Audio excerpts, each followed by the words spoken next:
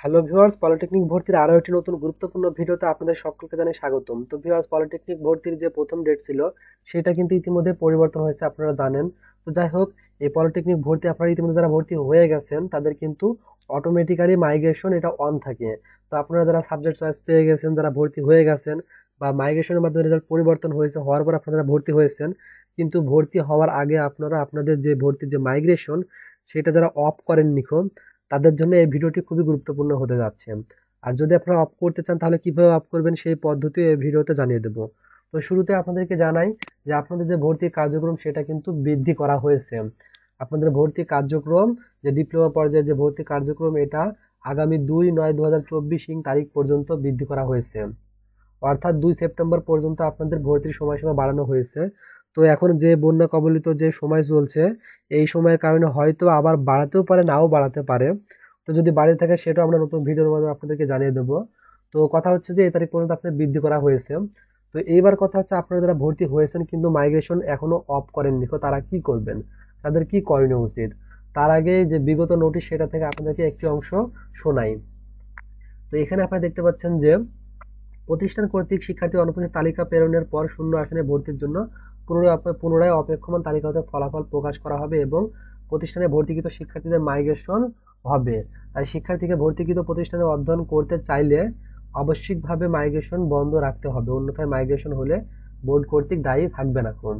এখানে বলেছে আপনারা যে ভর্তি হবেন, ভর্তি হওয়ার পরে কতজনা ভর্তি হচ্ছে না সেই যেই ফাঁকা আসন থাকবে সেটা অফিসিয়াল ভাবে প্রত্যেকটি পলিটেকনিক জানাবে। তারপরে ফাঁকা আসন সাপেক্ষে আপনাদের ওয়েটিং থেকে, মাইগ্রেশন থেকে আবার রেজাল্ট দিবে। তো সেখানে যদি আপনারা যারা ভর্তি হয়েছেন কিন্তু মাইগ্রেশন অন রেখেছেন, তাদেরকে যদি ভালো আপনাদের রেজাল্ট হয়ে থাকে সেক্ষেত্রে আসন ফাঁকা থাকা সাপেক্ষে আপনাদের মাইগ্রেশন অটোমেটিক হয়ে যেতে পারে। অর্থাৎ আপনি এখন বর্তমানে যেটা চয়েস পেয়েছেন সেটার থেকে আগের চয়েসে চলে যেতে পারে, সেখানে আপনাদের পলিটেকনিক বা সাবজেক্ট চেঞ্জ হয়ে যেতে পারে। তাই আপনারা যেটাতে ভর্তি হয়েছেন সেটাতে কিন্তু আর তখন পড়তে পারবেন না, কেননা যেটা চেঞ্জ হবে সেটাতে আপনাকে সর্বশেষ ওটাতে কিন্তু আবার ভর্তি হওয়া লাগবে।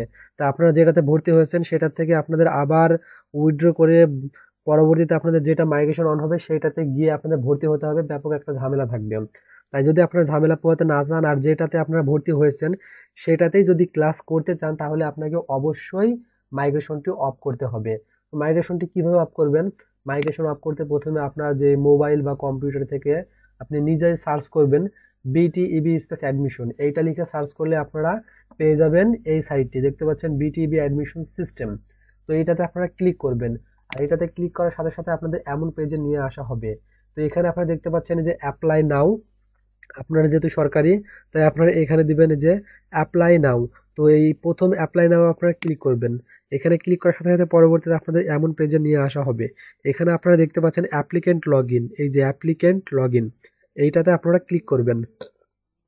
আর এইটাতে ক্লিক করার সাথে সাথে আপনাদের সামনে এমন ইন্টারফেস ভাসবে। তো এখানে আপনারা আপনাদের রোল নাম্বার, বোর্ড, পাসিং ইয়ার, আপনাদের যে সিকিউরিটি কোড সেটা এখানে বসিয়ে দিবেন। দেওয়ার পরে ক্যাপচার কোডটি এখানে বসিয়ে দিয়ে লগ ইন অপশনে ক্লিক করলে যদি আপনার এগুলো ঠিক থাকে তাহলে আপনাদের পরবর্তীতে এই পেজে নিয়ে আসা হবে। তো এখানে আপনারা দেখতে পাচ্ছেন অটো মাইগ্রেশন স্ট্যাটাস আপডেট, এই যে দেখতে পাচ্ছেন অটো মাইগ্রেশন স্ট্যাটাস আপডেট, এটাতে আপনারা ক্লিক করবেন। আর এটাতে ক্লিক করার সাথে সাথেই পরবর্তীতে আপনাদের সামনে এমন চলে আসবে। তো এখানে এখানে আমি তথ্যগুলো নীল কালার করে রেখেছি সিকিউরিটির সুবিধার্থে।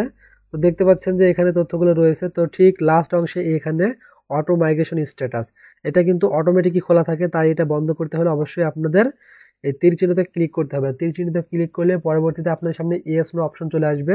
তো সেখানে আপনারা যদি এই নো করে দেন তাহলে এটা বন্ধ হয়ে যাবে। তো বন্ধ হয়ে গেলে এই সাবমিট অপশনে ক্লিক করলে আপনাদের এটা পার্মানেন্ট মাইগ্রেশন বন্ধ হয়ে যাবে। তো ভিউয়ার্স, আজকের ভিডিও পর্যন্তই। ভিডিওটি ভালো লেগে থাকলে লাইক করবেন, কমেন্ট করবেন, আর পলিটেকনিক বোর্ড থেকে আরো গুরুত্বপূর্ণ তথ্য পেতে চাইলে চ্যানেলটি সাবস্ক্রাইব করে পাশে থাকা বেল বাটনটি প্রেস করে দিবেন। ধন্যবাদ।